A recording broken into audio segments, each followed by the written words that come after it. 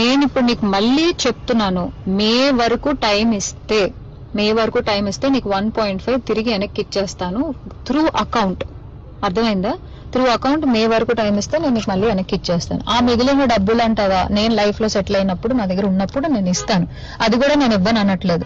లేదు కుదరదు నాకు ఇదంతా అవ్వదు అంటే పెద్ద మనుషులకి నువ్వే ఫోన్ చేసావు కదా. నా జీవితంలో పెద్ద మనుషులు ప్రవీణ గారు మాత్రమే. సో ఆ ప్రవీణక్కకి వేణుస్వామిని పెడతావా లేకపోతే ఇంకెవరినైనా పెట్టుకుంటావా, నేను పిలుస్తాను, నువ్వు పిలుచుకో. ఓకే, నేను ఇంకా నీ ముఖం చూడాలనుకోవట్లేదు, ఈ విషయం గురించి మాట్లాడాలనుకోవట్లేదు. నాకు మే అనే ఒక్క టార్గెట్ కనబడుతుంది. మే వరకు నేను నీకు డబ్బులు ఇవ్వాలి అంతే.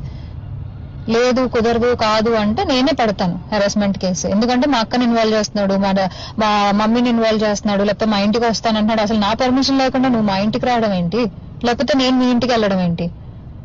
ఇంట్లో వాళ్ళని ఇన్వాల్వ్ చేసుకోకుండా నువ్వు నేను మాట్లాడాలి, నువ్వు నేను సాల్వ్ చేసుకోవాలి అంటే నా వైపు నుంచి ప్రవీణక్క వేణుస్వామి మధ్యలో కూర్చుంటారు. మే వరకు నేను ఆ డబ్బులు సెటిల్ చేస్తాను.